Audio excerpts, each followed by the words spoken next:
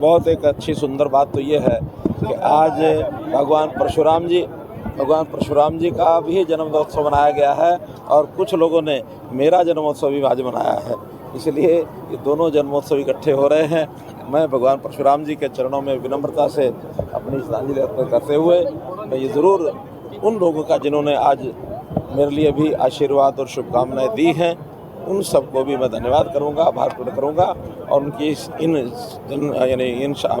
शुभकामनाओं और आशीर्वाद से मुझे भी एक नई ताकत, उमंग, उत्साह के साथ और अपने परिवार की, अपने प्रदेश की, अपने देश की सेवा करने का अवसर मिलेगा।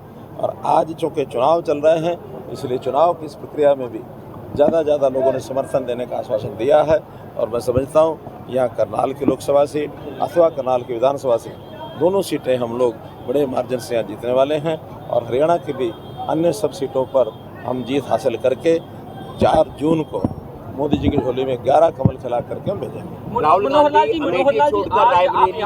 इतनी भारी धूप में लोगों ने आपको आशीर्वाद भी दिया और आपको जन्मदिन की शुभकामनाएं भी दी, किस तरीके से उनका आभार प्रकट करना चाहिए? मैंने बताया, मैंने मन से भी किया है, फिर से भी कहा है कि इतना कष्ट सह करके इस धूप में, यानी कड़ी तेज धूप के अंदर भी लोग घंटों बैठे हैं। यहाँ 11 साढ़े 11 बजे से लोग आ गए थे और 3:30 बज गए हैं।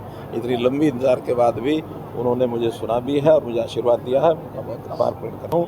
आपने कहा राहुल गांधी अमेठी छोड़कर रायबरेली से चुनाव रण छोड़दा से ऐसे ही होते हैं कि वायनाड छोड़ करके और फिर अभी यहाँ भी वो यानी उन्होंने रायबरेली अमेठी छोड़ा, फिर रायबरेली पहुँच गए हैं और मुझे नहीं लगता कि जनता का कोई भला कर पाएंगे।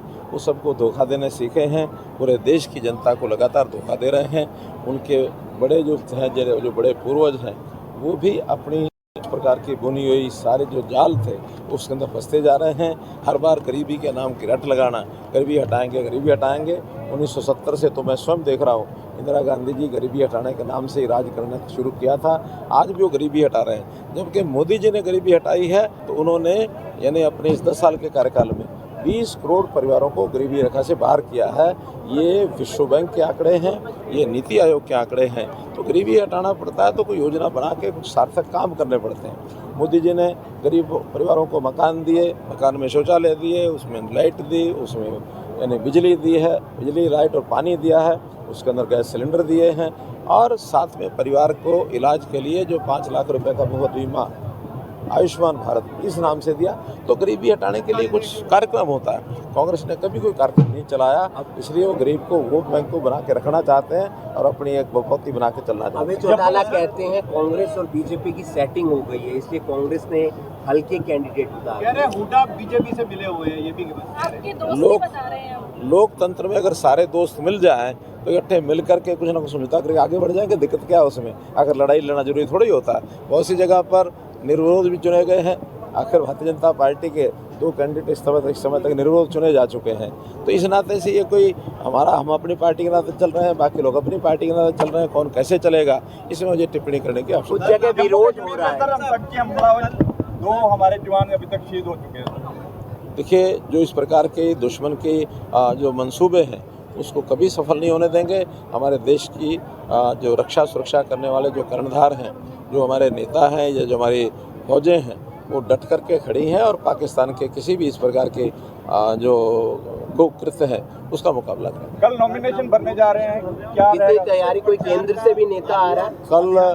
कल हरियाणा में अंतिम दिन है नामांकन का। हमारी 10 में से यानी बल्कि 11 में से 8 नामांकन हो चुके हैं।